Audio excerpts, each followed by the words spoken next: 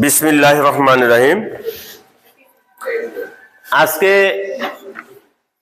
আলোচ্য বিষয় বাংলাদেশের ইতিহাস ও বিশ্ব সভ্যতা। বাংলাদেশের ইতিহাস ও বিশ্ব সভ্যতার এখন হলো প্রশ্ন উত্তর নেওয়ার পালা। আর বাংলাদেশের ইতিহাস ও বিশ্ব সভ্যতার যে অধ্যায় থেকে আমরা প্রশ্ন করব সেই অধ্যায়ের নাম হইল জাতীয় সঙ্গীত ইতিহাস। জাতীয় সঙ্গীতের ইতিহাস এই অনুশীলন থেকে প্রশ্ন করা হবে।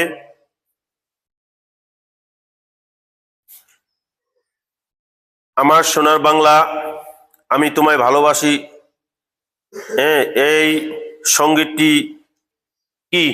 এই রবিউল, এই সঙ্গীতটি কি? জাকির, আমাদের জাতীয় সঙ্গীত। Thank you, sit down.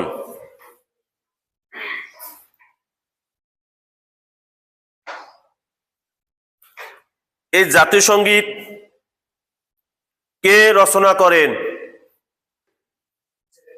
জাতীয় সঙ্গীত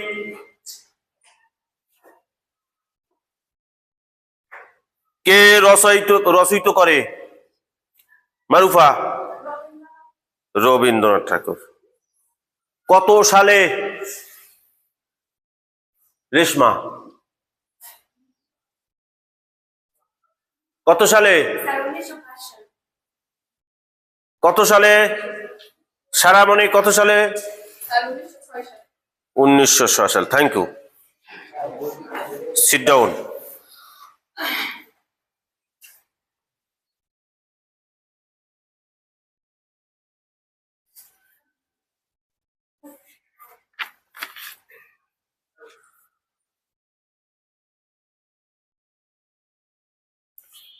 জাতীয় সঙ্গীত পরিবেশন হয় কখন?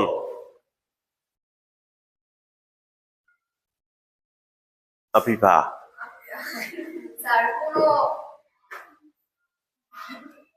সাদিয়া? চৈতি?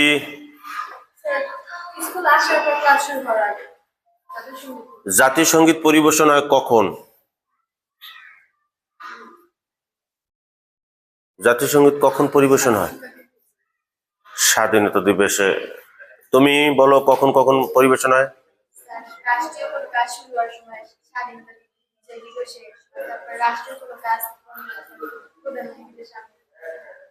আরো ভালো করে কেউ বলতে পারো? তুমি? বিজয় দিবসে, স্বাধীনতা দিবসে ও শহীদ দিবসে।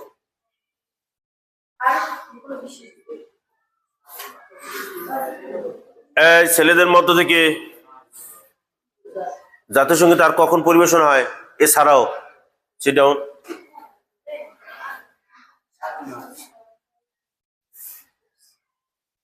জিহাদ, কখন? আর এছাড়া ওরা যে বললো এরপরে আর কখন জাতীয় সঙ্গীত পরিবেশন হয়?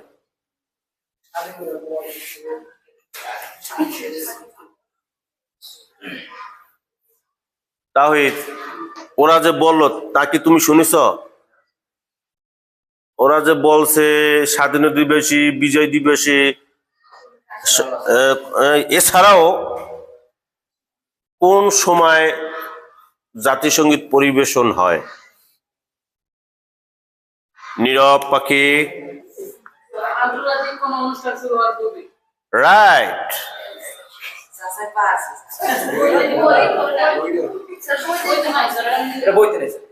সমালোচনা করে না।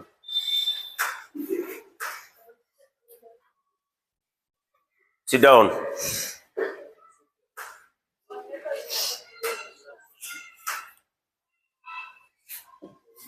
এছাড়া আর কেউ পারো যে ওরা যা বললো তারপরে আরো কোন কোন ক্ষেত্রে জাতীয় সঙ্গীত পরিবেশন হয়? আসাদুল, সাগর?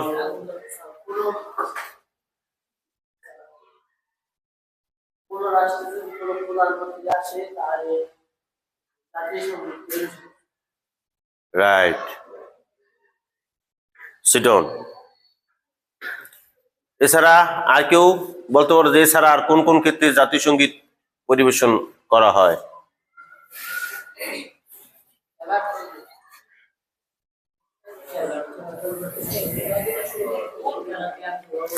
অর্থাৎ রাষ্ট্রপতি, প্রধানমন্ত্রী ও কূটনৈতিক মিশন আয়োজিত অন্যান্য অনুষ্ঠান, বিশেষ অনুষ্ঠান, জনসভায় অনুমোদিত বিধি অনুযায়ী জাতীয় সঙ্গীত পরিবেশিত হয়। সরকারি প্রধান হলে কেবল প্রথম চাইল্ড দিয়ে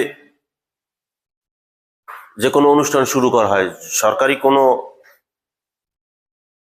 যদি অন্যান্য রাষ্ট্র থেকে কোনো প্রধানমন্ত্রী আসেন, এছাড়া কোনো উচ্চপদস্থ কোনো কর্মকর্তা আসেন, তাকে স্বাগত জানানোর জন্য মাত্র 4 লাইন জাতীয় সঙ্গীত পরিবেশন করা হয়, ঠিক না? আমরা আরো ভালোভাবে জানবো জাতীয় সঙ্গীত আমাদের জন্য কত গুরুত্ব এবং কখন কখন আমাদের এই জাতীয় সঙ্গীত পরিবেশন করা হয়। সবাই ভালো থাকো, সুস্থ থাকো।